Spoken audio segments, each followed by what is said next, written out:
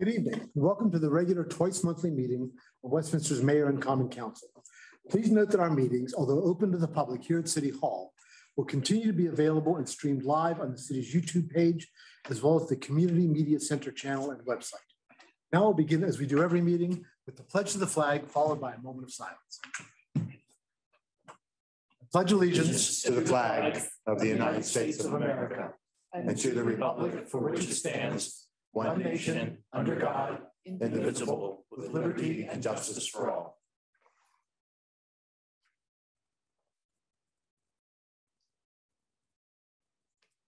Thank you.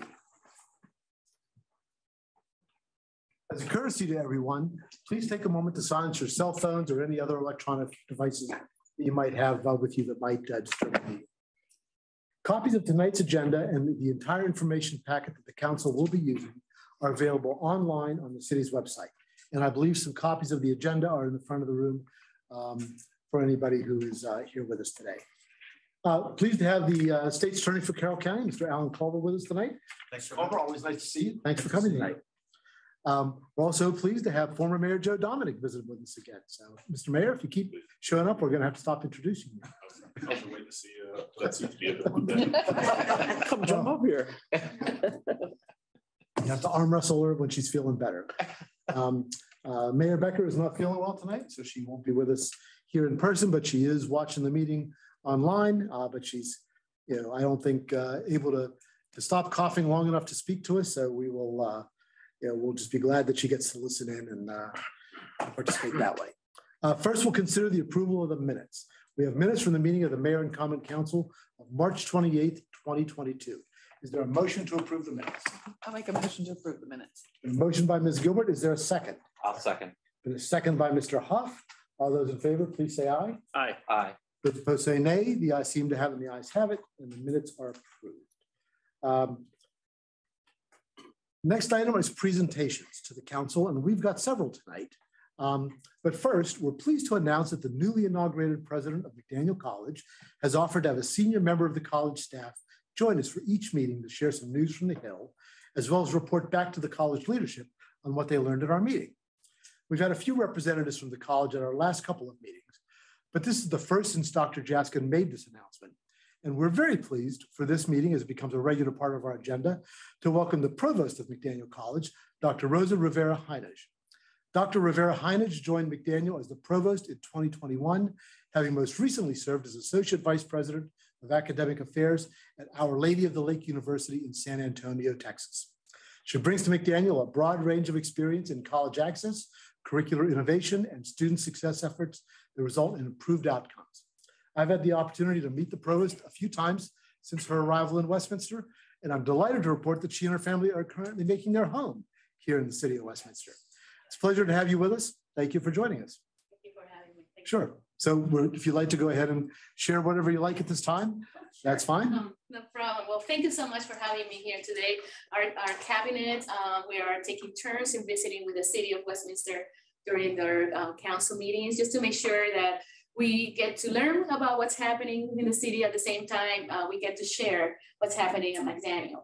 So a couple of things I would like to share. Many of you participated last week in the inauguration event of our 10th president, Dr. Julia Jaskin.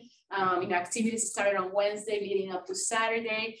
So it was great to see you all, many of you at the Wednesday reception for the city, Friends of the City of the college, as well as Saturday during the ceremony and then the evening events.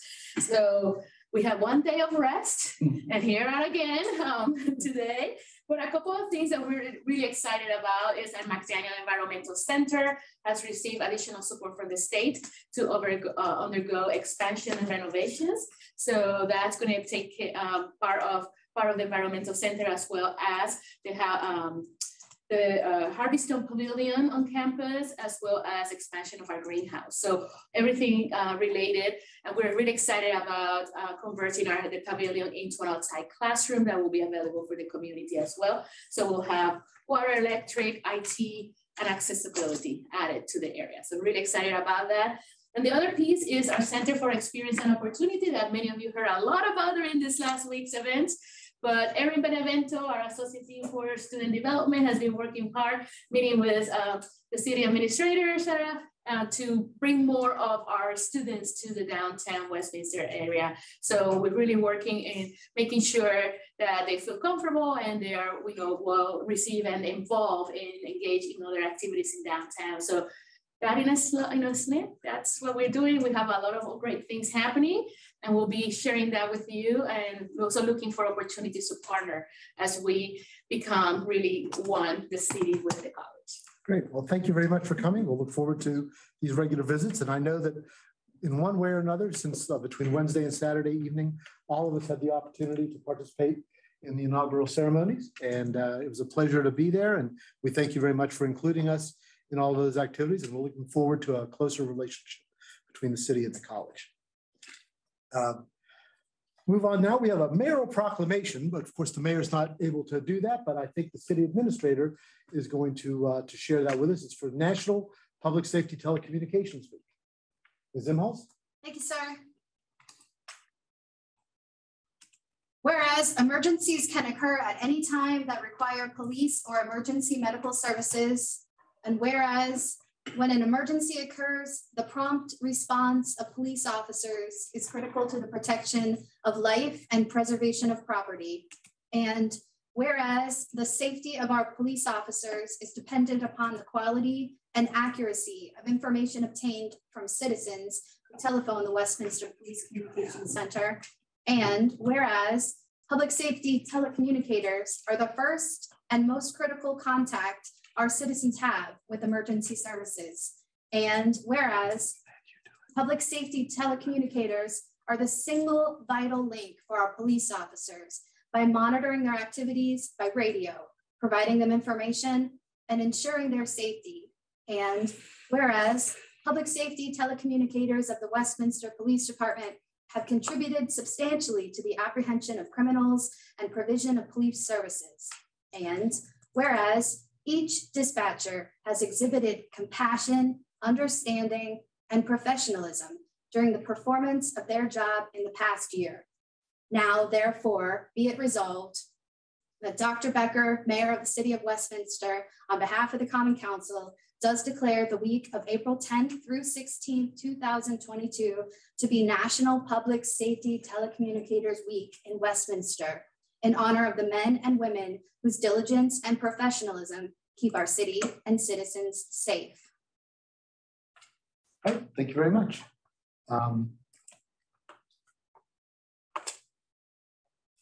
Chief, please express our thanks to the folks who do this important work for us over at your department. Sure will. Our next item is the quarterly progress report from the Mid-Atlantic Gigabit Innovation Collaboratory, better known as MAGIC. We're pleased to have Mr. Graham Dodge with us here once again. Mr. Dodge, thank you very much for joining us tonight. And thank you, Council President and Council. I apologize for my attire. I am on a rare day off, and so I didn't by no means mean to erode the sanctity of this forum. Do not feel disrespected. Thank you.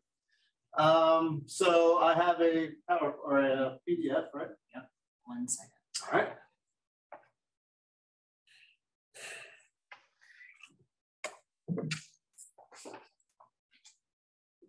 I saw it in the background before. It's there.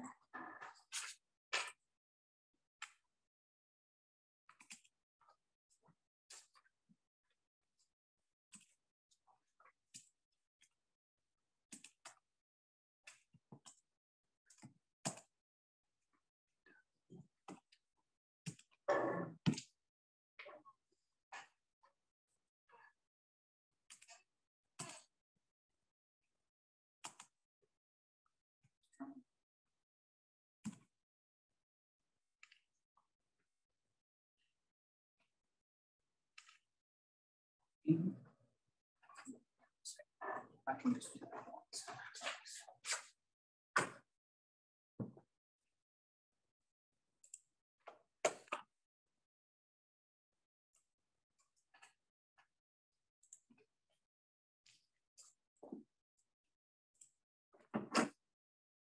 Since it's taking a little while, I just want to note the council president told me I could never wear jeans to a council meeting. I just want that on the record. That's because you sit up here.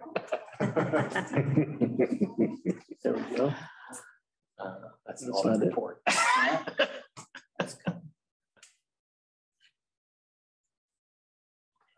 There we go. Right.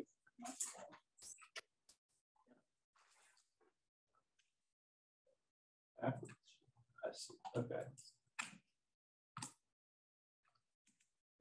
Okay, so hi, everybody. Thank you for having me. I'm Graham Dawes. I'm the Executive Director of Magic. This is our third quarter progress report for January through March 2022.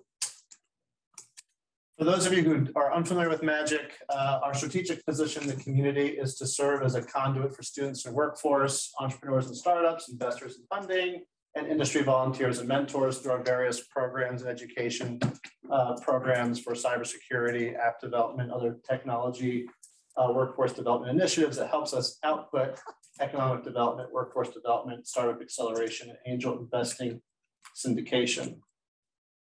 Our vision for Westminster is encompassed by this hashtag of Silicon Main Street, which is our technology-driven economic development plan for the city. It's meant to reverse the flow of commuters for net positive job growth, increase city revenue, and to create a sandbox infrastructure for technology and innovation to thrive here in Westminster, which will make us more resilient to recessions and pandemics and give us state level recognition and beyond. For the quarterly KPIs that we track for the city, you can see here on this graph, we are now in Q3. If you recall my last quarterly update, I went more into the autonomous corridor project and the budget proposed for that. So I did not provide Q2. So you'll be seeing Q2 as well for the first time in this presentation and in your documents. So for numbers of sponsors participating in special events, we actually had 16 this last quarter. Sponsor event revenue received was $10,750. Stakeholder revenue generated $450, but you can see in the previous quarter, we had almost $21,000 from those stakeholders. And then we have 5 grants submitted in this past quarter. Number of grants awarded were 2. We were awarded $115,000 between the Collard Foundation and the Trump Power Foundation this past quarter. And then multi-year awards were none for this quarter. Number of volunteers from venture capitalists, startups, and tech companies were 13, which is pretty steady with the other numbers from the previous quarters. Number of outreach meetings held within Westminster or with Westminster-based CEOs was 6. Number of outreach meetings held with business CEOs outside of the city of Westminster was 4. Jobs placed within the city was 2. Jobs placed outside the city, 0. Number of conferences, events attended or hosted, 12. Number of conferences, business events attended at which Westminster Fiber Network was promoted was 11. And coverage in local and regional news publications was 5. From this past quarter, we opened our new office at 38 West Main Street, right next to Jeannie Bird Baking Company. And we're having our ribbon cutting April 21st, of which you were all invited. We received the $100,000 Gula Tech Foundation grant and the $15,000. Oh, I'm sorry, the previous mention where I said the 150, that was Gula Tech Foundation, not Collard Foundation. I apologize.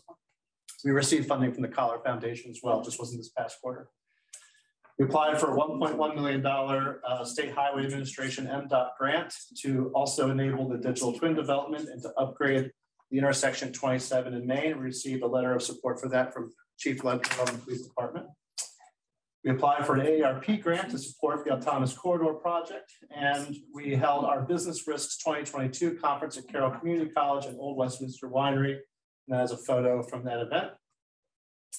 And then what's ahead for next quarter? We have our 12th Capture the Flag Cybersecurity Challenge held at the new Exploration Commons space at the library. We are hosting data care workshops from the grant funding we received from Gula Tech Foundation to offer cybersecurity education for seniors. We call it the Senior Online Safety, or SOS for short. And then also we're partnering with Mike Sheila, if you know Mike Sheila from the community, to offer small business cybersecurity education for small business owners. We're fundraising for a new project we are calling the Westminster Autonomous Robotics Innovation Center, or ERIC, or ARIC, tomato, tomato, depending on how you want to pronounce it. We are submitting a grant to the Knorr Brake Company for their global care grants to support turning the space behind the antique furniture store. I think it's 31 West Main Street. There used to be an old auto garage next to Stocksdale, into a STEM facility for teaching robotics to students there.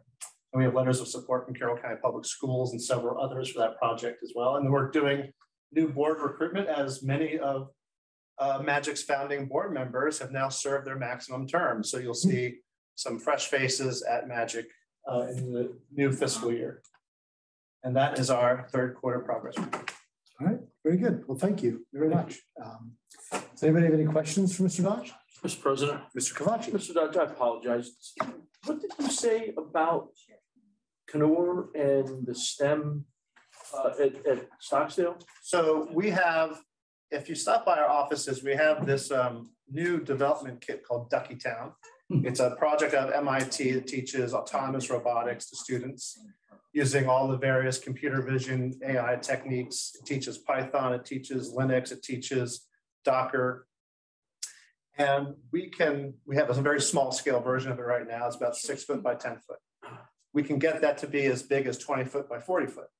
And so in that context, we would need a much larger space than what we have access to currently. So we've been talking with the Johansson family about that space that's available behind that antique store, the furniture store that used to be an old auto garage. Yep. And Kenora Brick has funding roughly the amount that we would be looking for. We've been talking with their global care team about what that looks like.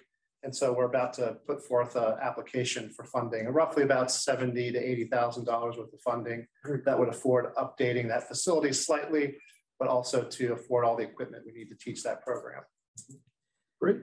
And the rent's part of that as well? Or? Correct. Yeah, for at least for 1 year. Okay, go ahead. I'm not touching it. Mr. President, I have Mr. one additional question. So Mr. Dodge, on the 2 grants that you mentioned, the one for 100,000 and the one for 15,000, just can you briefly describe like what those grants are specifically being used for, just out of curiosity? Sure. The $100,000 grant from Google Tech Foundation is geared specifically for supporting our cybersecurity education programs, even more specifically our Capture the Flag programs, but also like the new ones for senior online safety and cybersecurity for small businesses.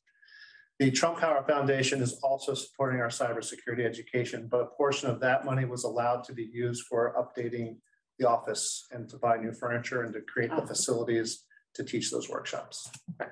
Great, thank you. All right, thank you. Anyone else? Okay, well, thank you. Well, Mr. Dodge, thank you very much. Thank you very much. Exciting stuff continues to happen in Magic, and that's great. And looking forward, I've got to drop by the space and visit. I haven't gotten a chance to slip in there yet, but looking forward to doing that.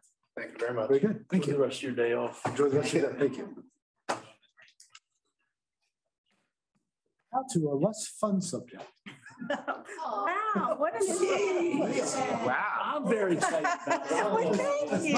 Appreciate that, Tony. As much as we love you, it's time for our audit report from our auditors at Brown, Schultz, Sheridan, and Fritz, our certified public accountants and advisors. Thank you for taking the time to join us today. Thank you. And I have to say, this is our 3rd year performing the audit, but the first time we've been able to be in person for the presentation. Yes, that's so true. I'm thankful for that. So. This time around anyway. Right, exactly.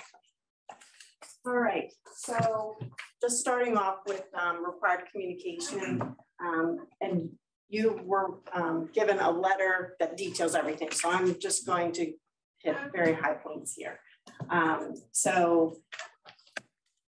The letter goes over our audit responsibilities. So we are auditing your records to make sure that they're fair. And your financial statements include your significant accounting policies. And I will explain that as we go in a little further. You did have to implement 2 new accounting policies this past year. We did provide audit adjustments, and there were uncorrected misstatements. They were also provided in your packet of information. However, I'll skip down to the last bullet point, which is the most important point to you. We did issue an unmodified opinion, which is a clean opinion, the best opinion that you can receive.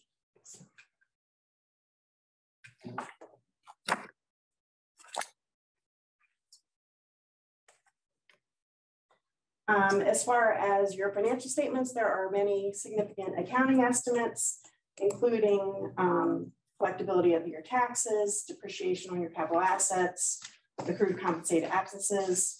The largest one would be related to your net pension and total other post-employment benefits and liabilities associated with that, and the unbilled water and sewer services.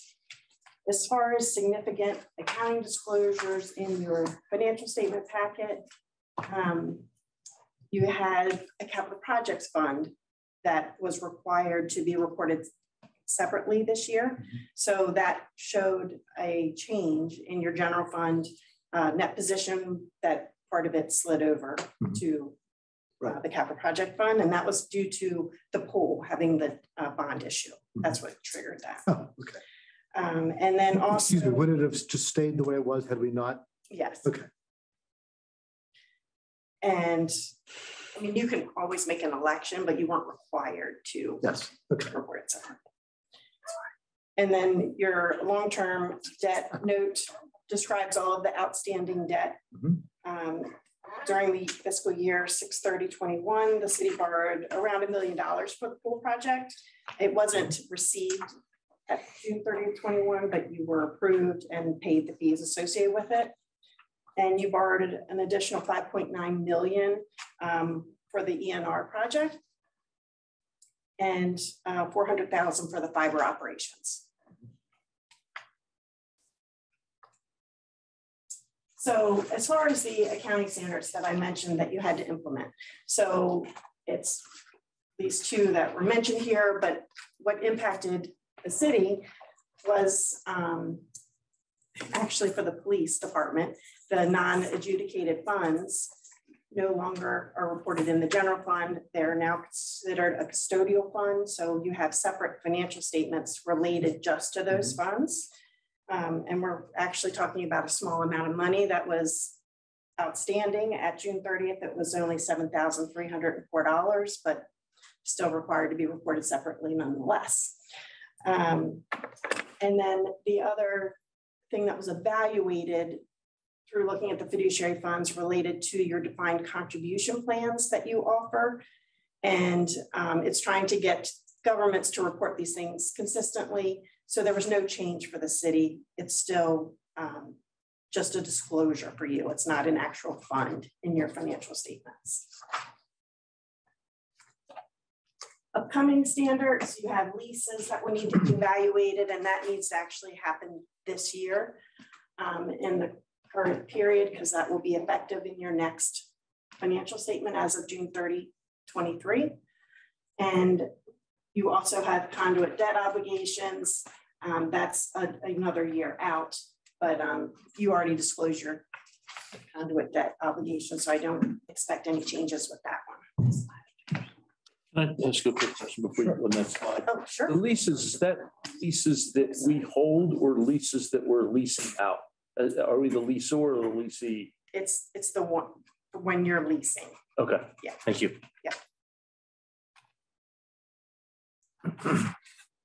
And then I skipped a slide, I believe. And that was really just saying the audit objectives, which we've already discussed at a high level. So I'll just stay here. So this is your government-wide statement of net position. This is on the accrual basis. So this is full accrual. So this is not what you would see in your monthly statements. So we have the governmental activities, business type activities, and then your total. So in total, your current assets, you can see we're a little over $52 million, of which 40 million of that relates to in cash and investments. And I have a slide to show you that a little bit later, but certainly you can see the net capital assets over 182 million. That's where the city is investing the infrastructure and equipment that you have. So all in all, the total assets and deferred outflows, 240 million. Then you have some current liabilities. The non-current liabilities and deferred inflows, that total 62,817,000. 40 million of that is outstanding debt. And then 14 million is your pension liability. And 4.6 million relates to the other post-employment benefits that are offered. So your net position there is a little over 170 million in total. And of that, 24 million was unrestricted as of June 30th. And that just is giving you a visual of your cash balances as of June 30th for the 3 years, and just pointing out what you see in the capital projects fund used to be in the general fund. So it's pulled out there. Mm-hmm. All right, so then as far as the governmental funds, the operating results, this is showing you the 21 section that you have 3 columns as opposed to 2020 when there was only 2. That's because the capital projects fund is new this year as far as being presented as a separate fund.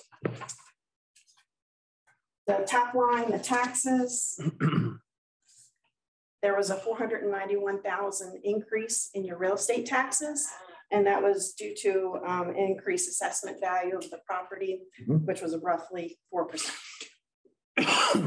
And then the next line, the grants and revenues from other governments, just point out the housing fund had an increase of 247,000 related to just those in the community basically needing more assistance. And then also the city received 86,000 more in administrative funds from HUD. And also you used 52,000 of CARES Act money in the public housing to assist with payroll. The other revenues line, just want to point out, you can see that there was a decrease there, and that was primarily in your charges for services.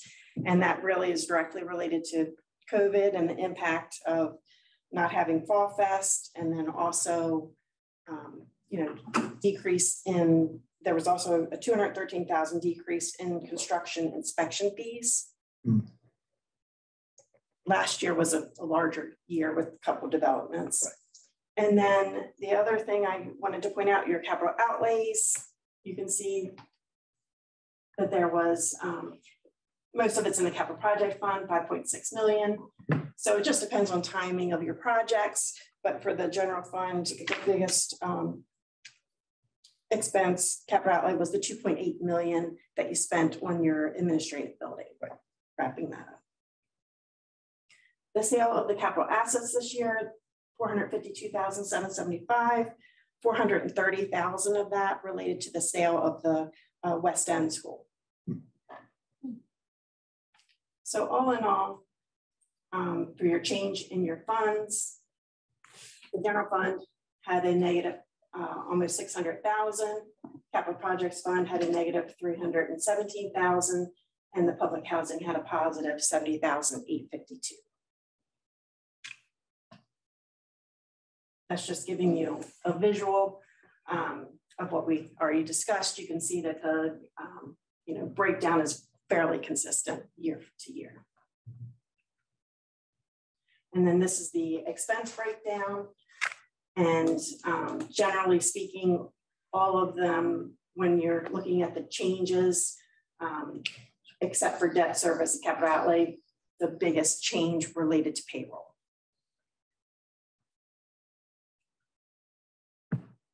So then we have your proprietary funds, and the first line there is your operating revenue, your sewer and water increases related to a fee rate increase.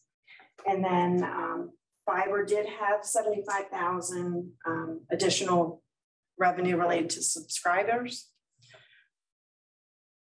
And then just point out a couple other things.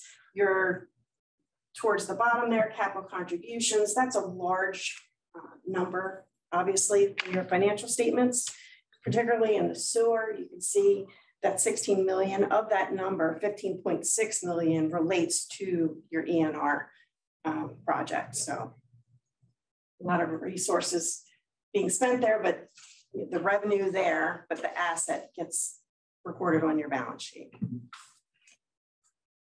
In those capital contribution lines, it also includes the the Stonegate development, about 400,000 in both the water and sewer funds for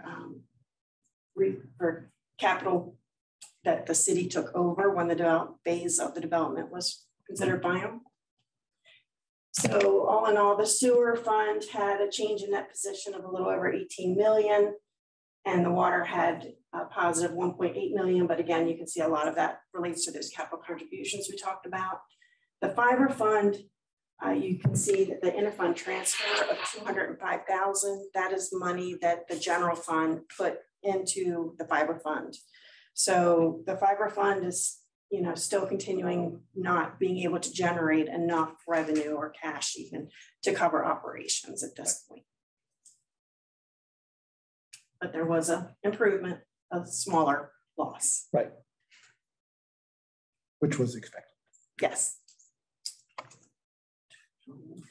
Again, just a visual there. And you can see the increase in the capital contributions, and that really is all the project, the ENR. So then I'm going to move into the findings related to the audit. And so they're in different categories: material weakness, significant deficiency. So material weakness, you have the definitions there. I'm not going to read them to you. And it's broken down into financial statement findings. So we'll go over those first. So on this slide, the findings that were considered material weaknesses. The first one was fiscal year-end reporting, that there were material journal entries that were provided by us that were not properly identified by the Director of Finance. The federal awards schedule, that's what you are required to file. That lists out all of your federal spending. That schedule was not correct. It was inaccurate and incomplete. And then also related to your capital assets, there were problems with the report itself as far as what was included on there, the construction and progress schedules, as well as like the West End building wasn't disposed of, and gains and losses. And then also we identified several unrecorded grant receivables. And in your financial statements, obviously you have more detail and our recommendations, and Sarah has written a response for improvement for all of these things. So then there were two findings related to the financial statement that were considered significant deficiencies. One related to the port and housing assistant payment vouchers. The voucher payments reported in the housing fund was misclassified between the city's vouchers and portable vouchers.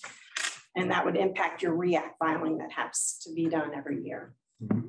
And then there were also some discrepancies in an inventory related to the fiber fund. And then as far as the housing fund, which was the major program that was audited for the federal, for the single audit, we had two findings there. One was a material weakness and one was significant deficiencies. Both of these are repeat findings. So the material weakness relates to the VMS reports were inaccurate and not corrected timely. And also the unaudited financial information was not filed timely. And then as far as significant deficiency, administrative costs were charged to the housing agency using allocations that were not documented and weren't consistent. And then there was just a general comment as far as improvement needed for prepaids around licenses.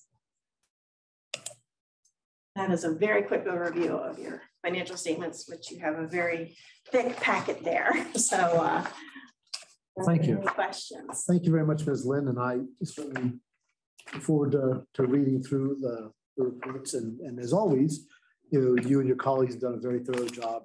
And we appreciate the detail that you go into, as well as that you share these findings with us. in a thoughtful way. And, obviously we always want to strive to not have them, but when we do have them, we appreciate that you share them with us and we have the opportunity to then fix these things. Do any of my colleagues have any questions for Ms. Lynn? We'll have a chance to read through these, and then if you have any questions to follow up later, we certainly can get them to her. Yeah, we need to digest this. Yeah. Because it's a lot, it's certainly a lot of information. Available anytime, so Right. don't hesitate to reach out. Great, thank you. Ms. Imhoff, did you want to comment on the findings? Sure, happy to. I mean, it's not happy, but I'm happy to comment. Most of the root cause behind these findings have to do with turnover in key staff positions in the city over the last 2 years. It's my commitment to work as hard as possible to correct these items. The solution for the most part will be a change in protocol and procedures. And we have a very short period of time to address these. There's only 2.5 months left to the end of the fiscal year when we'll be back again with the auditors. But I think that we can make the adjustments necessary, and we have been along the way in this fiscal year. The auditors are always looking a year behind us, right? So I'm confident that we will get to a place where there will be less than 8 findings, and it's my goal that we'll get to a place where there are no findings. So fingers crossed there. And we really appreciate working with the auditors, and we feel our other goal is to get the audit complete next year by the initial deadline, which is in December. Of course, the city had received several extensions in our audit in order to make sure we could complete it in a timely fashion. But we're working hard to make those changes, and I'm confident that we will. Right, well, thank you. And I note that we are still without a full-time finance director, unfortunately, but I know we're working hard to try and fill that, and that's certainly a handicap. It isn't. But nonetheless, I know that the finance team is working hard to. We are. This is a good time to remind everyone that we're still accepting applications for the position of finance director. We've got a lot of really exciting things to work on. I know this sounds like potentially boring information for some of you, but for those of us that really like to get into it and solve problems and make a huge difference in the city, this is a position where someone with the right skill set and the right knowledge really would be able to make a huge difference and would work for a really great team. So if you know of anyone who's looking to switch organizations, we'll be happy to look at them. Very good, thank you. Why are you looking over at the county guys? All right, Ms. Lynn, thank you again. And thank you, colleagues. Absolutely. I appreciate it. Mr. President, Mr. Detached. looking at the corrective action plan 99, it's very thoughtful and it addresses Ms. Lynn's concerns, I think, very well. Gives us a great opportunity. So it's one thing to have a finding, but it's good that we responded well. Thank you. Every confidence. I do too. I appreciate it. I do too. I've read countless reports like this, countless, and I was happy with the corrective action plan. Thank you. All right, next item on the agenda is the consent calendar. We have one item. We have a motion to approve the consent calendar. Motion to approve. A motion by Mr. Dehoff. Is there a second? Second. And second by Mr. Cavacci. All those in favor, please say aye. Aye. Aye. Those opposed say nay. The ayes seem to have it, and the ayes have it. The consent calendar is approved. Of course, the mayor is not with us tonight, so we will look forward to a lengthy report from her at the next meeting. I will note that she was present at the Easter event on Saturday at Wakefield Valley. It looked like fun from the pictures I saw. Sorry, I wasn't able to be there, but we always appreciate the mayor showing up. I also couldn't resist sharing my new copy of Carroll magazine, which has our mayor and some other mayor on the cover. Some other mayor. We like Mayor Lincoln Siceville very much. But we're always pleased to see our mayor go in print there. So it's a nice article. If anybody hasn't read it yet, I encourage them to everybody to do so. So thanks to Carroll Magazine for the feature. Move on to reports from standing committees. We'll begin, as we always do, with our Arts Council liaison, Mr. Dayhoff. And the mayor made an excellent presentation at President Jaskin's investiture. She did indeed. She made us all proud. I think the only thing with the Arts Council report is the 15th annual Peep Show is in full swing over at the Westminster Town Mall. I like the description, hundreds of wacky marshmallow masterpieces created by local artists, families, businesses. I didn't have a chance to go in. I stopped over to go in the other day, but I didn't have a chance. I had some other responsibilities, but I'm really looking forward to going. I encourage everyone to go. Brings an awful lot of people to town. And that'll be my report, Mr. President. All right, thank you, Mr. Dayhoff. Move on to Economic and Community Development Committee, Mr. Huff. Mr. President, we had our meeting on Wednesday, March 30th at 3:30 p.m. We discussed several items, several of which are on the agenda tonight, being the text amendment and the 2 annexations that we're going to be discussing. We also got an update on the sign ordinance process. That ordinance is being slowly rewritten. So at some point this year, we'll probably see that. That's in a committee structure, and progress is being made on that.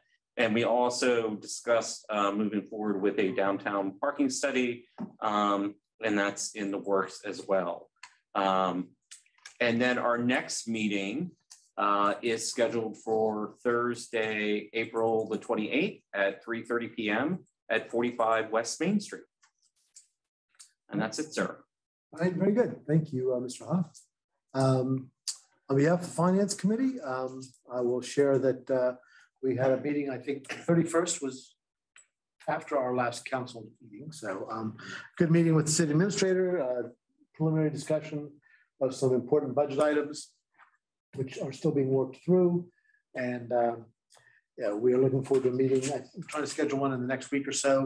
I think week after maybe to begin going through some of the budget items from the city administrator. She was still working on trying to finalize a solid revenue estimate, amongst other things, so we can make start making some of the big decisions. But we intend to stay on track to have the budget to you in the time that we had said, and to hold to those full council work sessions and discussions on that. So we'll keep to that track. Personnel Committee, Ms. Gilbert. Thank you. Public Safety Committee, Mr. Cavacci. Yes, thanks, Mr. President. I have a number of items. On March 30th, we had a lateral police officer join the department, and he'll be starting in April. His name is Jamil Lee. Is that right? How you pronounce that, Chief?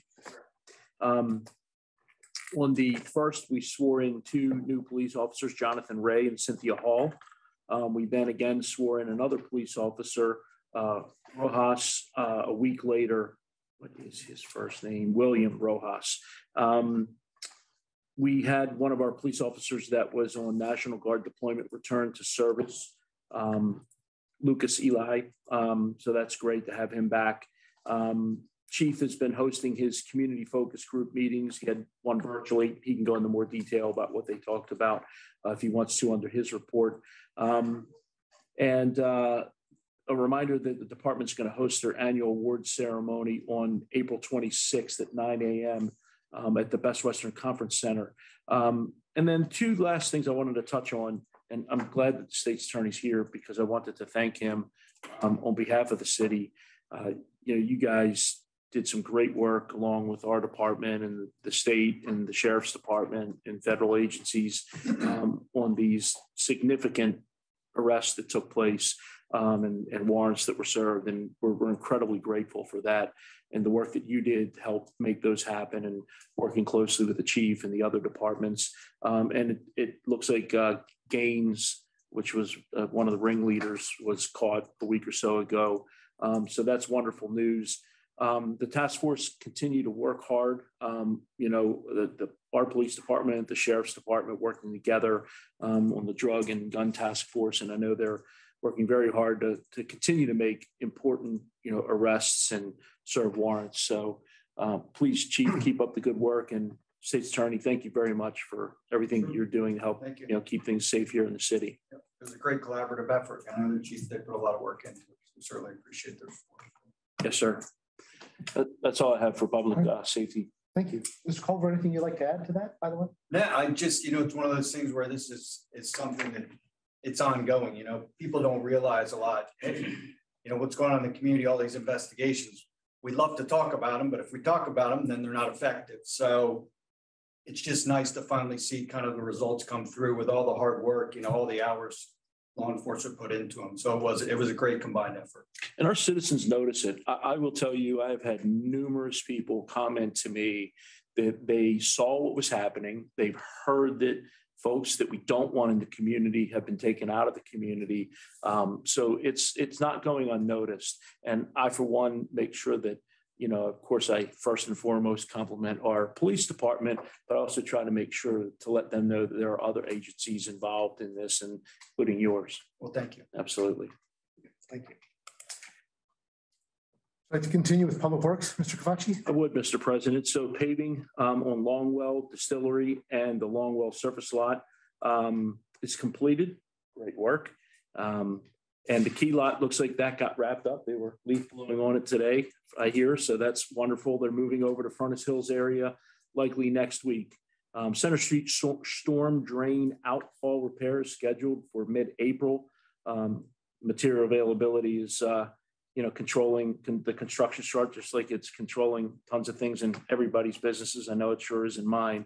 And then the City Hall roof repair is mostly wrapped up at this point, so that's good. And I&I lining is beginning on Sunflower Court. Lining and repair materials for other sections has been ordered, but I'm sure we'll probably run into some challenges with that as well. But I'll tell you, the I&I work does tremendous. The return on investment for that is significant, and we're really seeing some great results in that work. So keep up the good work for another 2 months or so.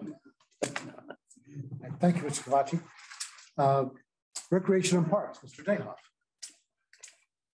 I didn't make it to the Easter egg hunt, but by all reports, it was a great event. As a matter of fact, my colleague ought to make that report because apparently you had a great time. I had a great time, yes. And Nolan had a great time. Yep. So, and it is part of my council comments. So if you like, I can do them now, but not the council comments, just part on the draft.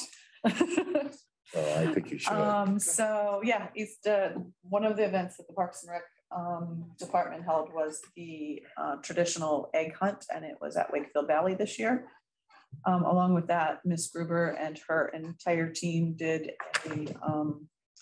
not only did the egg hunt, but did a bunny path. And the kids had to walk around a little trail, and there were stations. By the time you ended up with the station, you had a complete egg garden, and donations were from the Random House. So everybody got either a hardback book, activity book. It was a really nice event, and to note, it was free. So they just put together a wonderful event for the morning, despite the cold, chilly weather. It was great. Great. Well, I'm glad it was a good time, and thank you. Move on now to the last one is the Technology Committee. Nothing to report there, so move on to council comments and discussion, where council members get the opportunity to mention anything else that is on their minds that is not on the agenda elsewhere or in their committee report. Mr. Cavacci? Yeah, thanks, Mr. President. I don't just get to go first, so that's great. And I will be brief. I just wanted to comment how much I enjoyed some of the things up at McDaniel. The reception was wonderful. The fireworks were awesome. My granddaughter loved them. She's 20 months old, so it's the first time she's really kind of been able. When she saw them when she was little, she didn't get it, but she really enjoyed it. They were great too. And I think you guys probably condensed it just a little because you were trying to get them in, but it made it really awesome. Lots of yellow and green fireworks, I noticed. It was heavily weighted to those colors, but it was really great. So it was very enjoyable. That's all I have, Mr. President. All right, thank you. Mr. Dayhoff. The events at the college were simply wonderful. And Father Mark got some great pictures of the fireworks with the water tower in the background. And hopefully, Aaron, how do I pronounce Aaron's last name? Benevento? Benevento. Okay, well, we tried to link up Aaron and Father Mark together to get those pictures. And then it was a privilege to attend the celebration of life for Westminster Police Department Chaplain Wayne Godot. The chief and I went, along with firefighter Victoria Ledwell and my wife, firefighter Caroline. We went to the Crossroads Church yesterday for that service, and it was a very meaningful and a very moving service. Very fitting farewell to someone who worked extremely hard for our community. I think that's my report, Mr. Oh, no, there's one more thing. I want to shout out to Council Member Huff for all his hard work on the highway user revenue. It's a lot of work. You were on the legislative committee. I was on the legislative committee for several years. It's a lot of work. I take my hat off to you.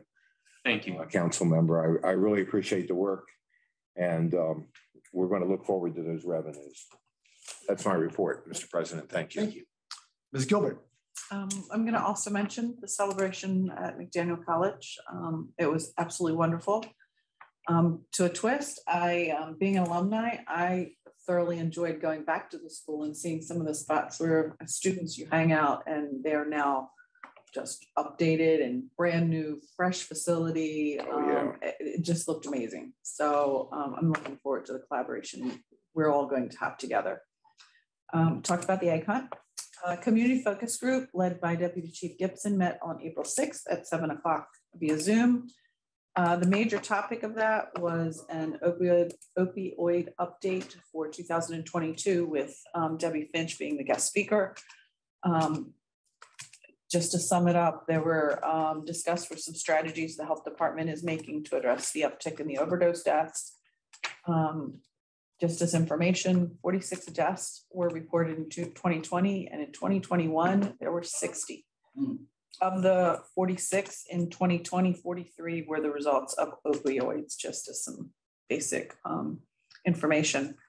There's also a new quick response team being made up of 5 folks, and Chief, tell me if I'm saying anything wrong or incorrect, but I think I've got some of the notes pretty accurate. 5 folks that will be responding to overdoses and dual diagnosis issues, along with multiple other strategies like education, safe disposal of unused meds, increasing training for naloxone, and the health department, just as information, has free Detero bags for safe medicine disposal, and you dump your drugs in the bags. There's chemicals in the bags, and then you can throw them in I believe you can throw them in your trash. Is that correct? Yes. Yeah. The next opioid prevention meeting is May 11th at the Carroll County Public Safety Center, and it is open to the public, so anybody can join in at the meeting. As far as the community focus group, if anybody has any concerns, please reach out to Chief Gibson. Chief, do you have anything to add, or do you want to wait till your report? Well, it's just that the statistics are county-wide statistics. They're not just within the city. Yeah. That's all I have. All right, thank you. Mr. Hoff. Thank you, Council President. As Chair of Economic and Community Development, I certainly look forward to a closer relationship working with McDaniel to continue to improve our downtown. It'll be mutually beneficial to all of us if we have a closer working relationship. And I wanted to bring you all up to date on a couple things. I actually spoke to Senator Reedy this morning, and I have some official good news. I think pretty much official good news at this point. Number one, the governor's capital budget that late last week passed both chambers and is now sitting on the governor's desk. And no one slashed through our $1 million allocation for Wakefield Valley, and no one slashed through our $200,000 allocation for the clock tower. So as you know, we've been working on this for months, and we thought everything would be fine. I would say it's pretty much as good as it's going to get. Basically, all that has to happen at this point is the governor's got to sign the document. You'd like to think he's going to sign his own budget. You would think he would sign his own proposed budget, yes. So basically, I am thrilled. And I want to once again, thank the delegation for their assistance with that. They have been very helpful throughout the process. Delegate Shoemaker, Krebs, and Delegate Rose. And particularly in all frankness, Senator Reedy was incredibly helpful throughout the entire process. And he is the gentleman that I had the most contact on a pretty regular basis regarding this matter. We'll leave it like that. So again, I have a lot of appreciation, and I have already prepared our friends on the delegation, and hopefully, whichever new friends come along, that I plan on continuing to ask for help and support for the city of Westminster. It's important that we do this. And then I want to talk a little bit about highway user revenue bill. Just to refresh everybody's memory, that was a legislative priority for MML. Currently, just to refresh everybody's memory, municipalities in fiscal year 23 will get 2% of that money. In fiscal year 24, they would get 2%. And then in fiscal year 25 on, this is the current law, it would only be 0.4%, which would have a significant impact on us. Right now, we're anticipating at that 2% number would be $845,000 roughly for fiscal year 23. You can imagine if we get to a few years out and that goes down to 0.4, what that would do to that number. MML's been, worked to submit a bill to improve that result. When it was in the House chamber, it kind of got a little bit messed with in committee and was not as attractive as what MML was hoping for. But then recently, over the past 2 weeks, leadership, General Assembly leadership, as well as the governor, got involved and proposed something that, and I shared it in an email with you all, that I think everybody from MML's standpoint is really excited about, which would increase for fiscal year 23 would remain the same at 2%, but fiscal year 24 would be 2.4%, fiscal year 25 would be 2.7%. And mind you, under current law, it would not be 2.7, it would be 0.4. For fiscal year 26, it would be 3%. For fiscal year 27, it would be 3%. And then from fiscal year 28 onward, it would be 2.4%, but no sunset. The fact that there's no sunset, that we don't have to revisit the percentage down the road, it is great. Where we are with that right now, it passed the Senate on Saturday. It's supposed to be passing the House today. I have several people that are supposed to be texting me once it passes. It has not passed yet. By midnight, I have no reason to suspect it won't.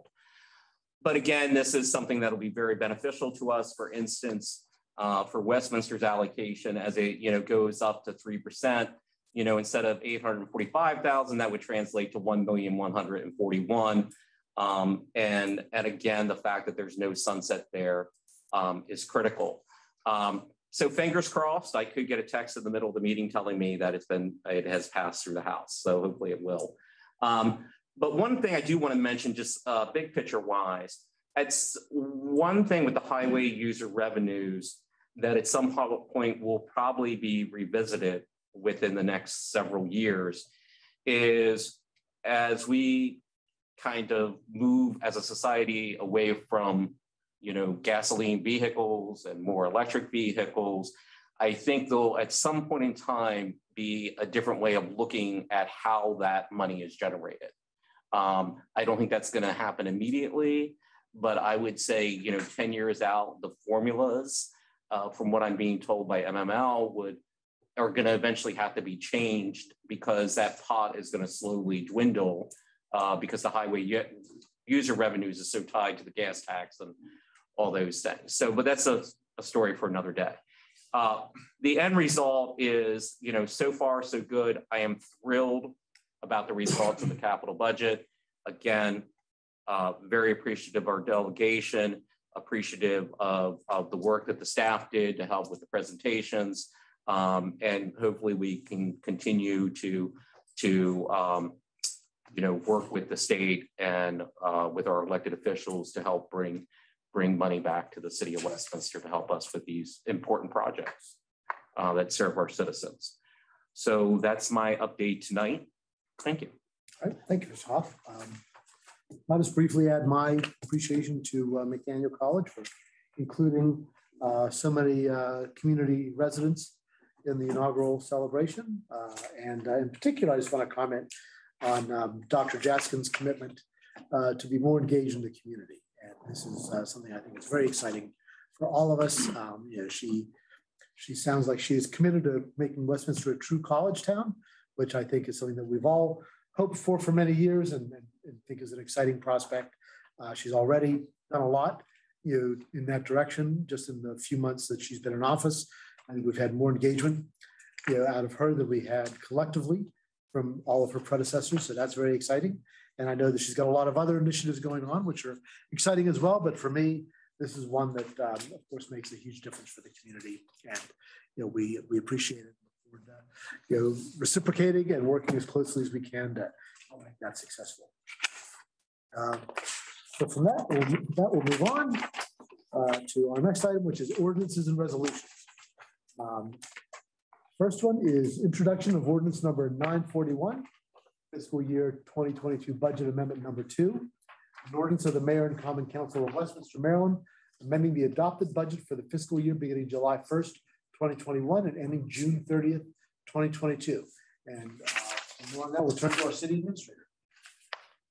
Thank you, sir. The city's fiscal year commenced on July 1st, 2021, in accordance with Article 2 of the chapter of the City of Westminster. Maybe that's supposed to say chapter of the code of the City of Westminster. The city administrator prepared a proposed budget on behalf of the mayor and common council's consideration. Ordinance 9835 was adopted on May 10, 2021. Ordinance 940, fiscal year 22 budget amendment number 1 was adopted on November 8, 2021. During this current year, it has become apparent that the city has incurred or will incur expenses exceeding current appropriation, and therefore additional appropriations have and are necessary. A summary of those proposed additions are as follows. From the general fund, police department increased by $91,000 to accommodate $68,000 for training system and $23,000 for approximately $23,000 for IA Pro software, which is in response to the state of Maryland recent requirements. Unfunded mandate. Unfunded mandate. It's an unfunded, yeah. Those funds are being proposed to be taken out of ARPA. The transfer of $91,000 from ARPA to the general fund in the police department. In the CIP fund, the public works CIP line for the ENR project increased by $200,000, which funds change order number 1 that was adopted 2 weeks ago, funded by a $200,000 transfer from the sewer fund reserves. As I mentioned, this change order was authorized by the mayor and council in March of 2022. And in the Recreation and Parks Department, we adopted the pool project, but didn't necessarily move the money into the CIP fund to cover that. Those funds, as we've already mentioned in the adoption, will come from ARPA. That's $2,259,039. This contract was authorized by the mayor and council in November 2021. Staff recommends that the mayor and common council introduce the amended budget appropriations as detailed in Ordinance 941. These police items have been through the Public Safety Committee. They are cheaper if we buy them this year. If we wait until the next fiscal year, which we certainly could do, they will be more expensive. And furthermore, the training system, while this particular training system isn't required, the training that can come out of this training system is part of the requirements of the state law that goes into effect July 1.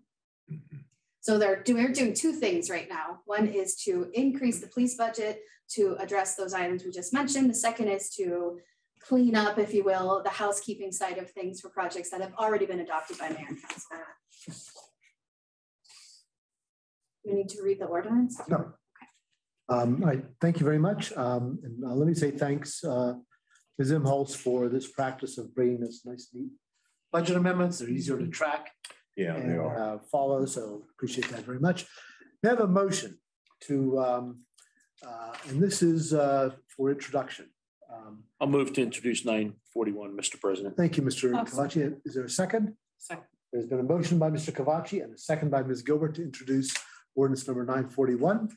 I have one further question. discussion. Yes, Mr. Hoff. Sorry.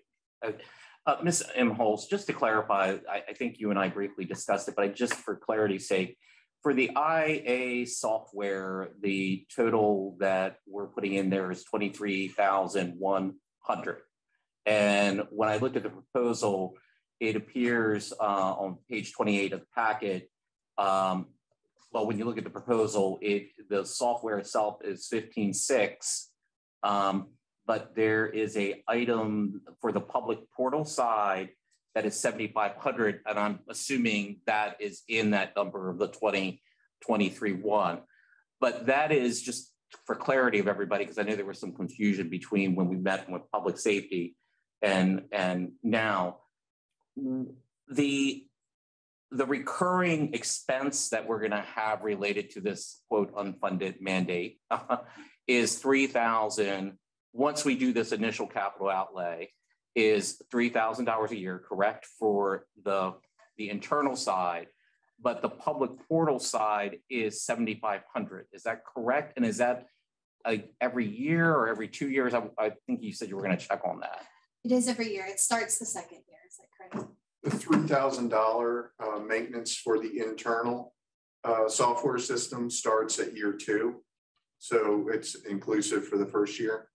And the $7,500, the public portal, which is the crux of the Maryland legislative requirements, is $7,500 a year. So it would be $7,500 this year and then each year following. Okay, so the reality is we're going to, once we do this initial outlay, we're going to have the $3,000 on the one side, but also the additional $7,500. So the reality is it's $10,500 a year that it's going to be costing us because of basically an unfunded mandate. That's correct. Right. Okay, I just want that to be clear for the viewing audience and for all of us. Okay, Mr. President, that was all. I just wanted to have clarity on that. All right, thank you, Mr. Hoff. Any further questions or any discussion? Hearing none, move on to a vote. All those in favor of introduction of ordinance number 941, please say aye. Aye. Those opposed say nay. The ayes seem to have it, the ayes have it. And we'll bring this back to the next meeting. Thank you for your consideration. Thank you.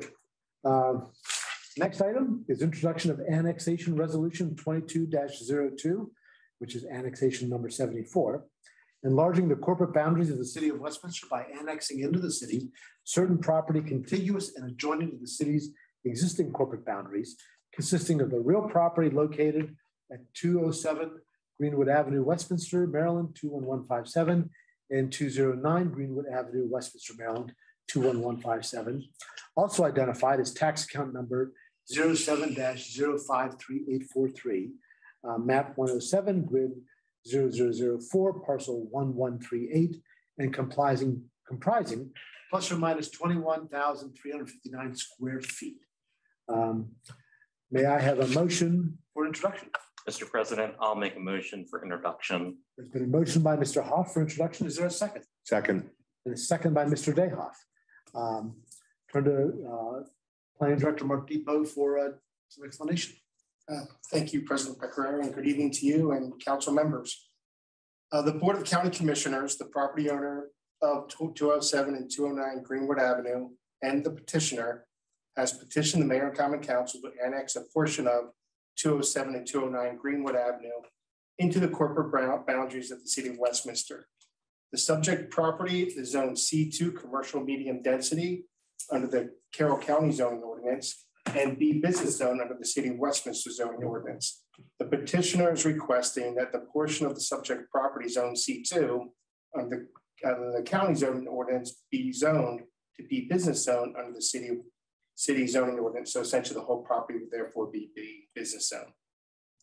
The petitioner intends to raise the existing buildings on the subject property and construct a new 43,000 square feet, 3-story office building for the state attorney.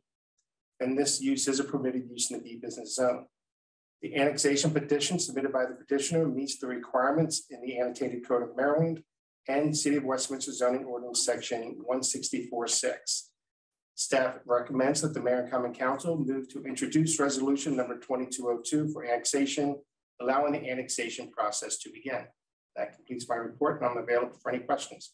All right, thank you, Mr. Depot. And of course, that process includes forwarding the annexation petition and the resolution to the county for their action on this as well. Yes. All right, very good. Thank you. All right, we have a motion. Any questions for Mr. Depot or any discussion on the Mr. President? Mr. Huff. I just have a comment, and I guess as Chair of Economic and Community Development, and again, I just want to share this for the viewing public. I mean, obviously, we have to make this happen. The state's attorney needs a new building. But I want to stress that, you know, at times, this is can be really difficult for the city of Westminster because of water allocation issues. And I know that we spent a lot of time in our committee playing with charts and moving water from here to there to kind of make this work for this particular project. And I'll be frank, you know, there are some projects where people have come to economic and community development where we haven't been able to say yes because of water allocation issues. So I just want to again kind of remind everybody in the viewing public, obviously this has to happen, and we're trying to make other, but we're also really trying to make some other economic development stuff happening, and that water is just really critical. I know we have things in the works to try to resolve this issue, so hopefully we can, but it's just really important that you know, we continue to work on trying to get more water availability for the city of Westminster. That's all I just wanted to mention. Thank you, Mr. Huff. Mr. President. Mr. Kavachi. So is it both buildings, the old Bear advertising building and the garage building that's next to it? That's both those pieces of property. Those 2 small buildings right at the corner. That's going to be nice because they're pretty ugly. Anyone else wish to be heard? All right, hearing no one, we'll move on to a vote. All those in favor of introducing the annexation resolution, please say aye. Aye. Aye. Opposed, say nay. The ayes seem to have it, the ayes have it. And it is introduced and will be referred on appropriately under the code. Thank you.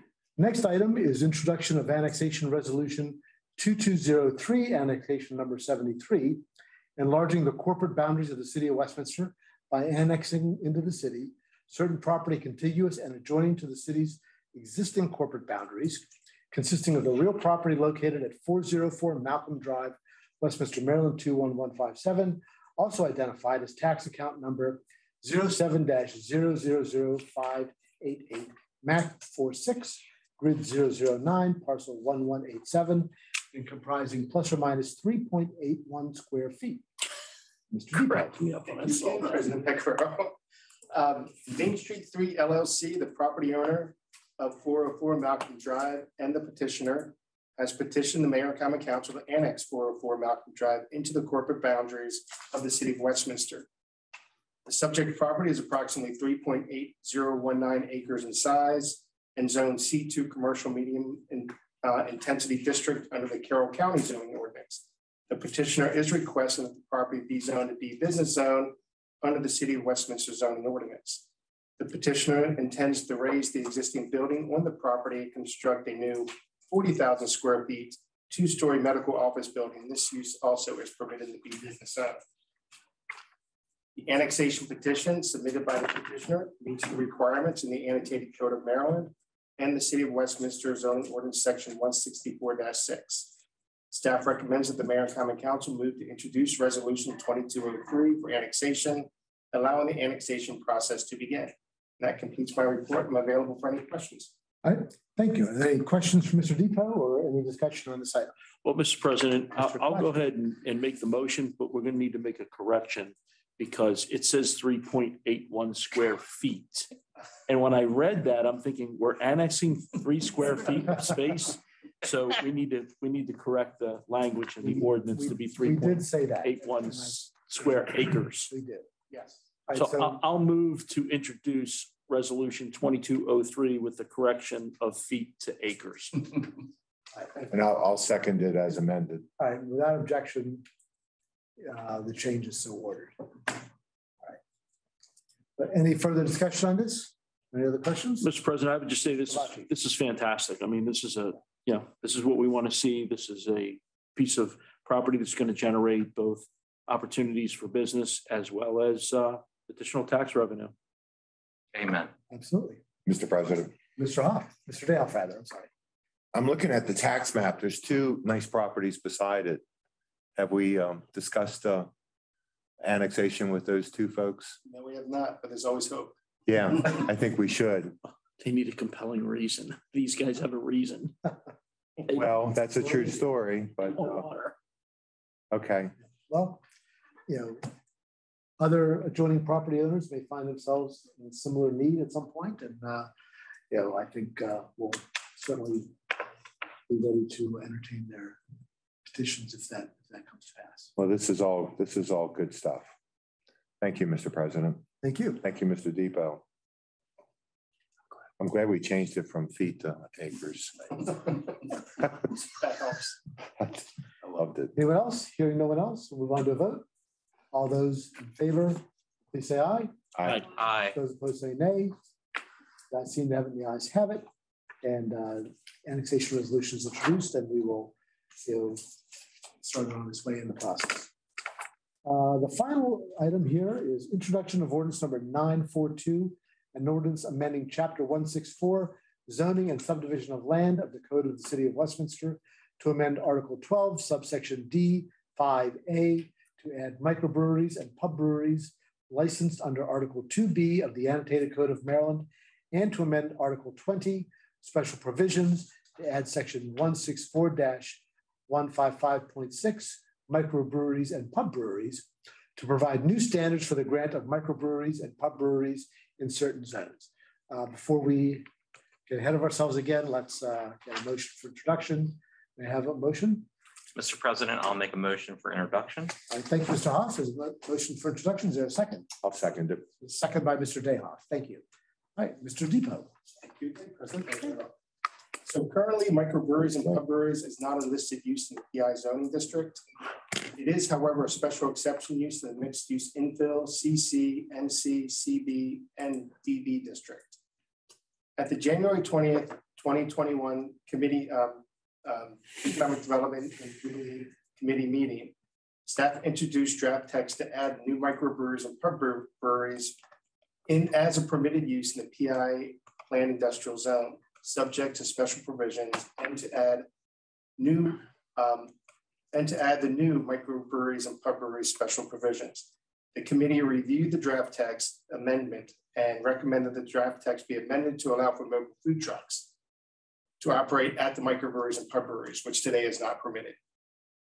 At the March 30th, 2022 committee meeting, staff provided the revised draft text, which did allow for mobile food trucks subject to certain conditions, including limitations to the hours of operation and the number of times a food truck may be located at a property.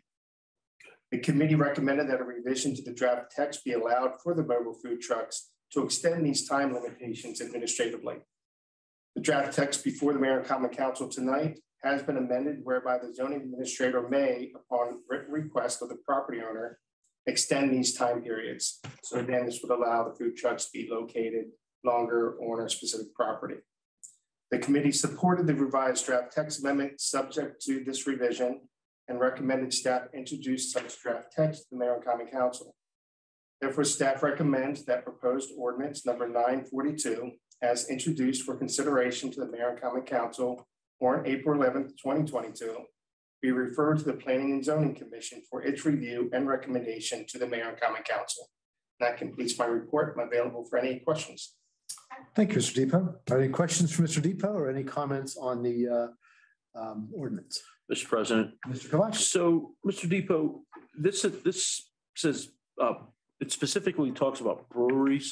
What about distilleries? Like Covalent Spirits that's going in on Main Street. So a micro distillery or winery would be the same use. So it was determined when covalent spirits came in, it's similar to and like the microbrewery and pub brewery, so therefore it is the same. Okay. And we had asked that question in the committee meeting. Okay, good. Question. The hope would be, I'm sorry, the hope would be when we get the zoning ordinance, we would come up with a more generic, maybe a craft beverage type of use that is all encompassing. And that's my concern, is that you know that now, but 3 years from now, you may have moved on, and most of us might not even be here and remember that. And somebody's going to come and say, well, I'm sorry, this is only for beer, not for wine or spirits. And I think we want it to be for all of those things. So I think that's good. We craft the language a little bit differently, so it's a little more all encompassing. And secondly, Mr. President, if I can continue. Well, before we move on, and I think, it's a good point, and I think, the legislative intent ought to reflect that. And I think, we can ask the city clerk to make sure that the minutes reflect that. That would be good. Yeah. That's a good point. Thank you, Mr. President. The second thing is on the food truck frequency, because I do like the fact that we want to limit it a little bit, because we want to be careful with, constantly competing with our other more permanent establishments. What's it's probably in here, and while I did read this over a little bit, what you said you're going to this will allow you some discretion in terms of hours, but what about that frequency? What is that frequency? It's both. Right now, it allows for 9 a.m. to 9 p.m. 2 times in any given week at that specific property. So the thought was, what if there was an event or something that extended beyond 2 days? They could write a request with good cause, request that extension, and typically would go if there was an extended event, obviously. But typically, mobile food trucks you will see at these locations on a Friday and Saturday. It's even the 2 days is fairly consistent with what you have, and there's high turnover. One truck is there Friday, another truck is there Saturday, different truck is there Sunday. So it would allow for that. But that written request could come through administratively, and again, for good cause, be extended. Okay. Thank you. And we discussed that very point in the committee meeting. And it's like I was listening in. I know. I was not. We should have had you there, Mr. Raji, but we discussed that. And the idea was that, for example, speaking of somebody like Covalent, which, we do want to encompass in this. And I know that, the owner of that property plans to have, in conjunction with city festivals, this kind of activity there, taking place. And, if it were a 3-day event like Fall Fest or something like that, if they had an arrangement with a particular vendor that they wanted to sort of have the same thing for over the course of the 3 days, they'd be able to do that, by making the appropriate application to the city. And it is important that they have these, because the weird way the laws are written, they can't have kitchens and food, and it's odd, but I'm sure there were reasons behind why they did that when they make those laws, but okay. Yeah. And I know they rely on them, because I've got some friends that own them, and they need that food there to keep people in the facility. But the idea we had in the committee discussion was that, we want to not just cover what we know is going on now, but kind of look to the future a little bit, because we know this kind of activity is going to grow. And so we wanted to give the city the flexibility to be able to respond to some growth in this without having to come immediately back to the council to change the ordinance. So we gave the city staff some discretion to be able to manage that. Thank you, Mr. President. So, Mr. President, I just wanted to note as chair of the committee, this is another example that we're trying to be proactive, to do business-friendly things for the community. This was originally an idea that was brought by somebody who potentially was going to come into town, but even once they decided they were not coming into town, as a committee and staff still thought it was a good idea.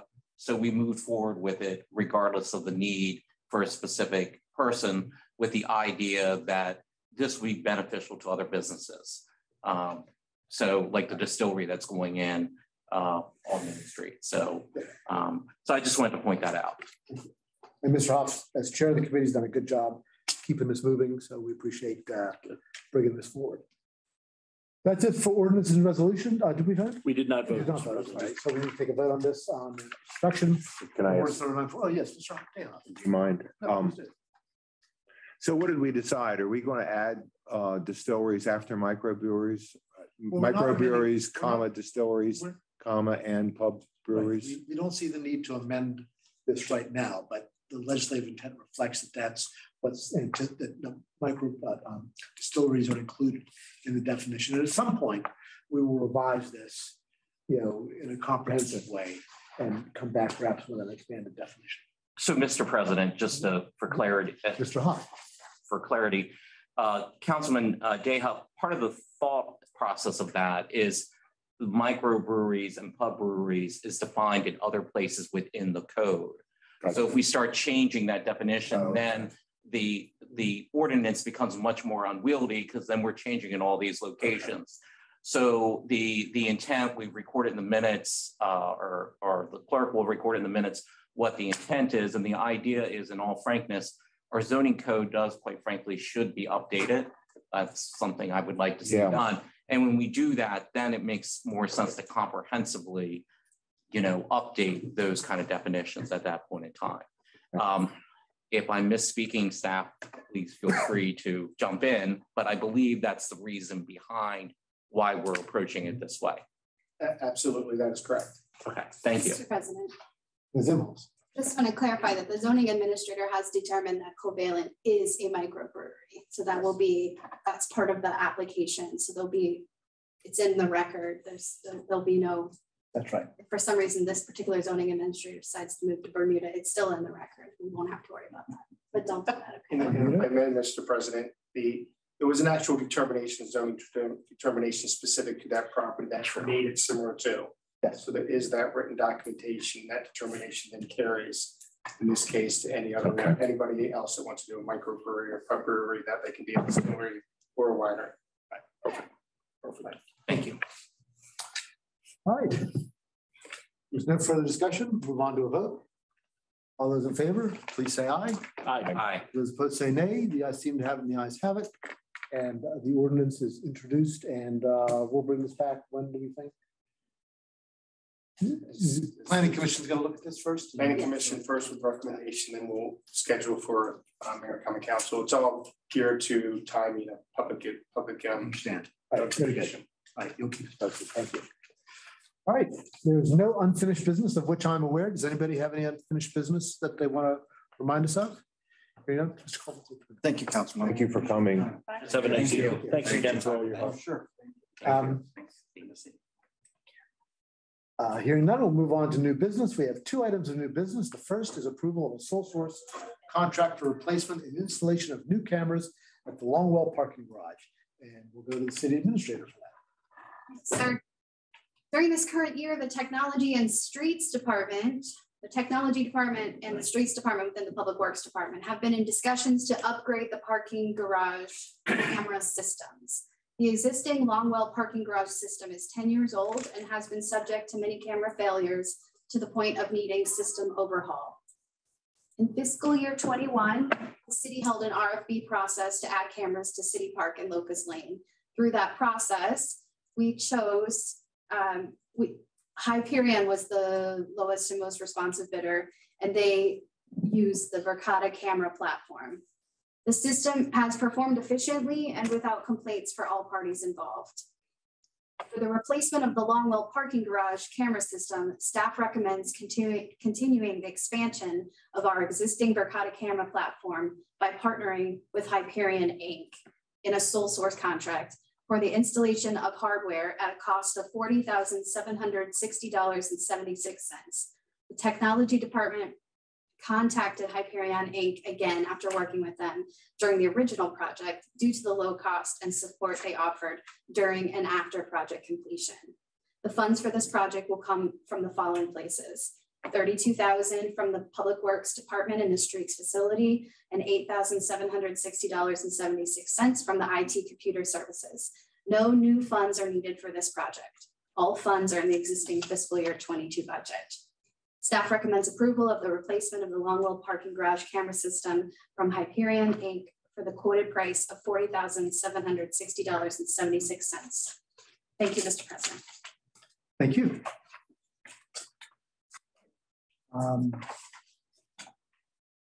Mr. President, I'll move to approve the sole source contract for the replacement of the installation of the new cameras on the Longwell parking garage. All right. Thank you, Mr. Cavacci. I have a motion from Mr. Cavacci and a second from Ms. Gilbert. Is there any questions or any discussion? Mr. President, I do Mr. Hunt. have a question. Sure.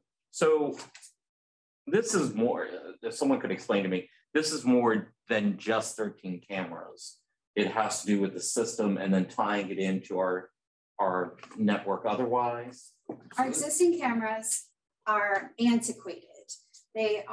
Some of them are running on analog, and some of them are just out of date, the camera itself. So it has to do with the system and the camera. So we're replacing all of the cameras. Some of the cameras, we have 2 in one place that we'll replace with a 360 camera, but mostly we're changing the system. So right now, if we needed to check the cameras if someone vandalized the garage, we would physically have to go down to the garage to address that. This system, which is like the cameras we have elsewhere, we can address it virtually. But correct me if I'm wrong, we have other cameras and this is the same system. So for instance, one of my points is let's say I found a cheaper system to use, it might not be compatible with what else we're all already using throughout the city. So that's the important point here, is that it's compatible with our already existing system. That's correct. It's the same system that we're using elsewhere in the city. Gotcha. Okay, Right. thank you. And that's the reason, of course, for this being a sole source contract. So it is, and we just went to RFP last year. Right. So we've tested the market recently. That's correct. That's correct. And we're really confident with this particular vendor. We have the funds this fiscal year, and they are able to deliver the product this year as well, which, distribution of actual product has been an issue, supply chains. Right. Mr. President, I just have one pretty simple question. It looks like all the cameras are checking out the internal garage. Is there anything that checks out the external? No, not in this process. Is there a need for that? Or I'm just asking, since we're buying cameras all the. We have a need to look at our camera system throughout the city. This particular process is just updating the internal cameras, in part because that's the budget that we have right now.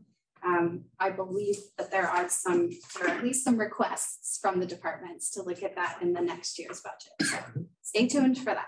Thank you. Yeah, thank you, Ms. Gilbert. I think that's a very good point. And I think that we ought to be looking at the exteriors of city facilities. I know we've got one camera downtown, but I think given the situation we found ourselves in other places. Yes. And we've applied for some grant money, at least for the downtown area, not for this particular building, to help expand that as well. Great. Anyone else? Mr. President. Mr. Dayhoff. I can't find it now, but I thought when I had read it that to exacerbate the point of view of doing a sole source is that we got a 30% discount by sticking with this vendor. So that just supports the sole source. I'm really happy that we're going forward with this. Thank you. Thank you. All right. Everyone's had a chance to weigh in. Move on to a vote. All those in favor of approval of the sole source contract, please say aye. Aye. Aye. Those opposed say nay. The ayes seem to have it, and the ayes have it. And the contract's approved. Thank you. Mr. Cavacci. Mr. President, I'd like to move that the Common Council adjourn to a closed meeting at the conclusion of the Mayor and Common Council meeting today, in accordance with the general provisions of the article of the Annotated Code of Maryland 3-305B, Subsection 1, to discuss the appointment, employment, assignment, promotion, discipline, compensation, removal, resignation, or performance evaluation of appointees, employees, or officials over whom this body has jurisdiction, and any other personnel matter that affects one or more specific individuals. All right, thank you, Mr. Cavacci. Is there a second, Mr. Cavacci's motion? Second. There's a second by Ms. Gilbert. All those in favor, please say aye. Aye. Those opposed say nay. The ayes seem to have it, and the ayes have it. And the motion is approved. We're now going to move on to departmental reports, and for that, we will turn to our city administrator. Thank you, sir. It has been an extremely busy spring in the administration department. I'd like to start my departmental reports off by thanking the administrative staff, and that includes my assistant, Sam, and also our new city clerk, Doug. You can see how long this agenda is. These items take a long time to prepare, to do our best to try to have no errors. And my staff has been working so hard, and I just want to thank them for that. We're going to start off tonight with the police department and a report from Chief Ledwell. Chief. Good evening, Council. Just to add on to what was already mentioned with Councilman Kavachi and Councilman Gilbert, Miss Debbie Finch is the coordinator for the Opioid Prevention Coalition. She took that position, I want to say, about a year ago, and has been an excellent partner along with our police department in making things happen. So we're excited about the direction we're going. We're working towards having this grant-funded team that will complement our police investigations in addressing the addiction side of the opioid issue. And so we're excited to continue our partnership with her. Today being the last day of the legislative session, I did speak with the Maryland Police Corrections and Training Commission Executive Director Al Liebno at the recent Academy graduation. And he said there were some proposed bills that we're waiting to see go through that could potentially alter some of the requirements for affecting police departments, the reform bills. Not ones that were mentioned tonight, but like with the mental health requirements, when that would need to be put in place, whether it be July 1 or October 1st, and then some other things, the little nuances that would affect our policies. So we're waiting to see what the turnout is after today, and then we'll go from there. But I'm confident either way it goes, we're strongly prepared to hit the ground running on July 1 or October 1. That's it. Are there any questions for the police department? Yes. What did they decide to do with the accountability board? As far as like the city? Yeah, giving us an opportunity. That I don't believe that. I don't think that went anywhere. Yeah. No, it did not. It's not going anywhere. No. Yeah. I think there was a big desire not to proceed forward on too many bills related to those issues. Okay. This year. Okay. Thank you, Ms. Edmonds. The relationship that we have with the health department and the police department is really spectacular. The work that they are all doing to address the opioid situation is unique, and it is working, and it is keeping people out of detention and into a more sustainable and healthy environment. And I really appreciate the work both that Chief Ledwell has done, but also that the county, the health department continues to do, and those partners as well. This is one of those things that we don't really see, we don't really hear about, but it's an incredibly special relationship and setup, and one that I hope in the future we're going to be able to spotlight a little bit more with some metrics to show you how incredible it really is. But the chief has been instrumental in getting that going and keeping the momentum there. So I want to thank you again, Chief. Councilmember Dayhoff, do you report from the fire department? Yes, and I want to also add that I think we're already seeing some results. Yes. Because we go on calls to the same house over and over and over again. And Councilwoman Gilbert and I, we attended that class. Remember, we attended that seminar down at the Maryland Municipal League when this model was put forward. It's sort of the same model of the Violence Against Women Act, where we visit the next day and we want to know what's going on in that household. And to go to the same house over and over and over again is really discouraging. And it's not good use of resources. Yes, ma'am. The Westminster Fire Department, we had a total number of calls last month in March of 550. 451 of them were EMS, 99 were fire. 300 of those calls were in the city limits.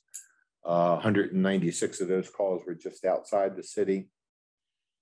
And overlapping calls was 50%. 50% of the time when we're called to respond to an EMS situation, they're overlapping. We have to call in Reese or Pleasant Valley or New Windsor to come in and help us out. I think that's going to do it for me. Thank you, Ms. Emholz. I am a poor substitute for Ms. Gruber, but I'm here to give her report. The Recreation and Parks Department held a successful Easter event at Wakefield Valley Park on Saturday, April 9th from 10 to 1. Approximately 2,000 children and their families had fun walking around an Easter-themed activity trail, as Councilmember Gilbert mentioned. Traditional Easter egg hunts were held at 10:30 a.m. for 1 to 4-year-olds and 11:30 a.m. for 5 to 8-year-olds. The Carroll County 4-H Rabbit, and I don't even know what that word is, something else club provided a bunny petting zoo. And the Carroll County Beekeepers Association was also present with interactive learning experiences. An Easter-themed storybook trail was also available along the Red Trail, and that trail will remain open through Easter. Throughout the event, Mr. and Mrs. Bunny were available for photographs. The mayor had an opportunity to take a photograph with Mr. and Mrs. Bunny, and visits with children as they finished their egg sighting experience. Oh, she put egg sighting. Oh, how cute is that? I have to say, I was in charge of an Easter egg hunt about 10, 12 years ago in a past life, and I thought it was one of the hardest things I'd ever done. And it looked like child play compared to what the Recreation Department put together for the city of Westminster. So I'm embarrassed that I even thought mine was an egg hunt. Now that I see what a real egg hunt looks like. We are also busy preparing for the 39th annual Main Street Mile, scheduled for this Wednesday, April 13th, starting at 7 p.m. The wine stroll is scheduled for Saturday, April 23rd. And the Flower and Jazz Festival are scheduled for Saturday, May 7th.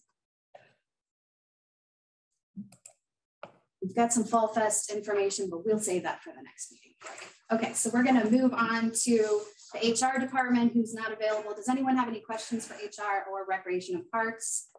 Great, we'll move on to housing. Mr. Brown, what's good? Thank you, Ms. Emholz. Good evening, Mr. President and members of the council. I have two items I just wish to update you on at this time. The first has to do with the refresh of our application list for people waiting to get on to our program, Housing Choice Voucher Program. You may recall at one point we had about over 1,600 families on the program.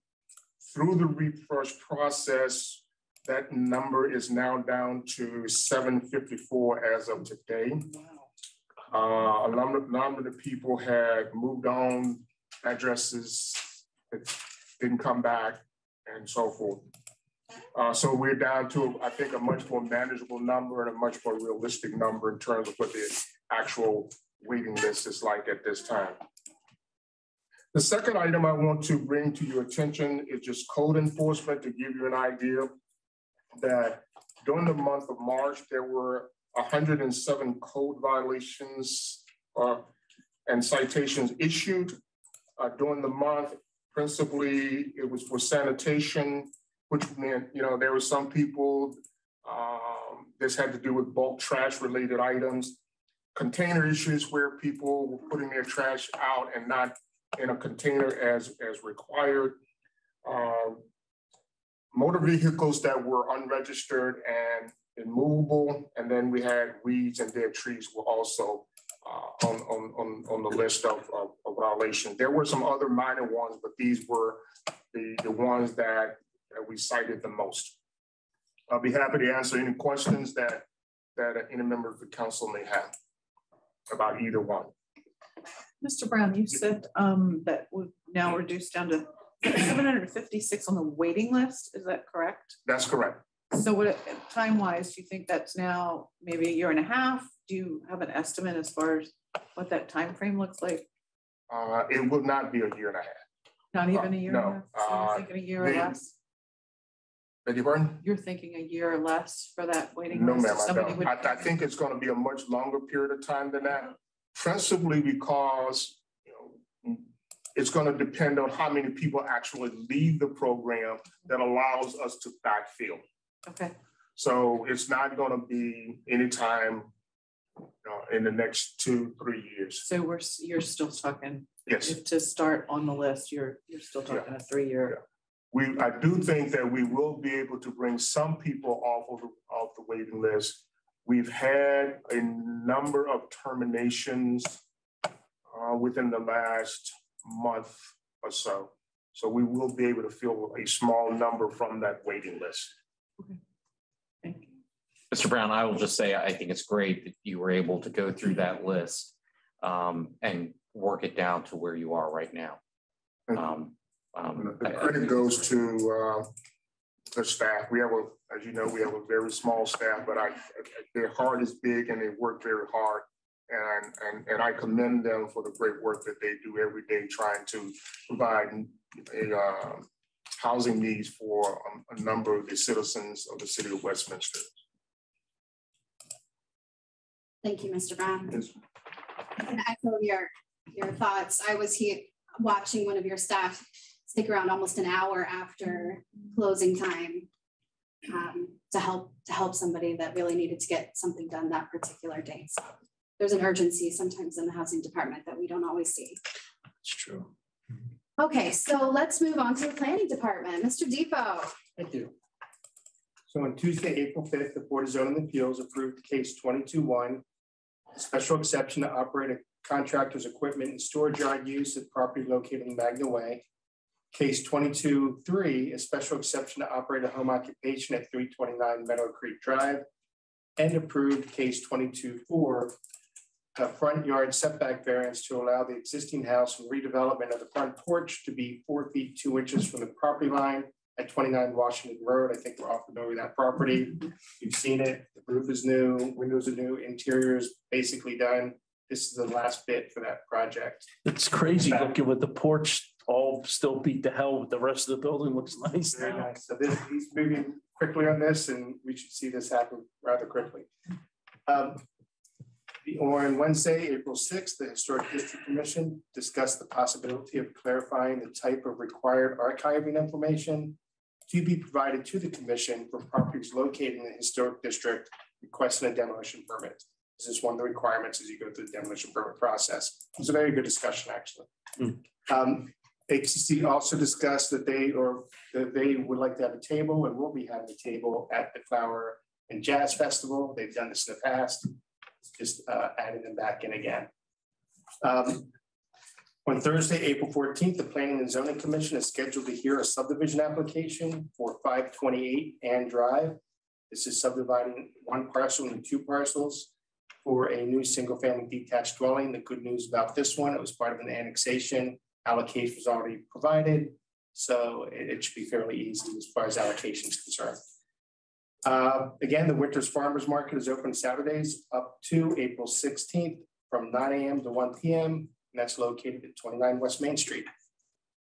That completes my report. Is there any questions with planning department? One comment. I really appreciate your work on the Crane House. Next to 288 East Main, that's probably one of the most historic houses in Westminster, if not Carroll County.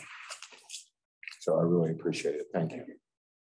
All right, we have one department left. That's the Public Works Department. I'd like to take a moment, though, to thank first the Utilities Department. I have a feeling that the Utilities Director is listening right now.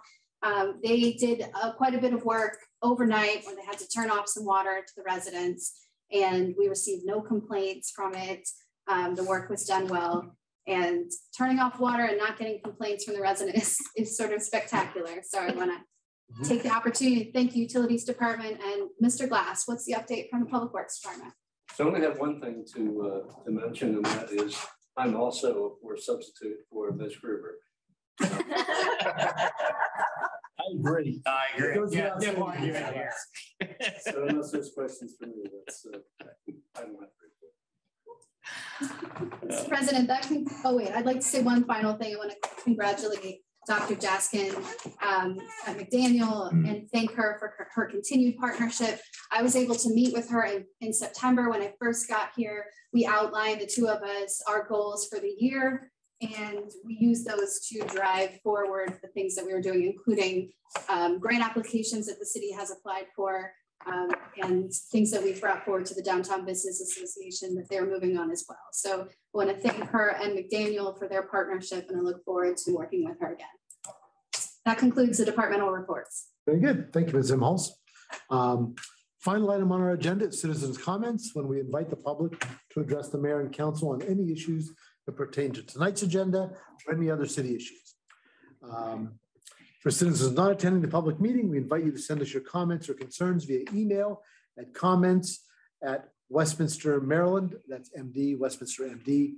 All comments received by email will be shared with the mayor and council. Commenters should include their address and phone number with their emailed comments.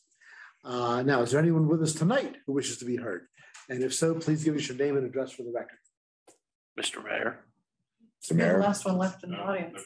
No comments? All right, very good. Well, that concludes our agenda and the meeting. And our next meeting, I would like to point out, 2 Mondays from now will be at 4 p.m. in the afternoon to accommodate members attending a public event of some significance in the community.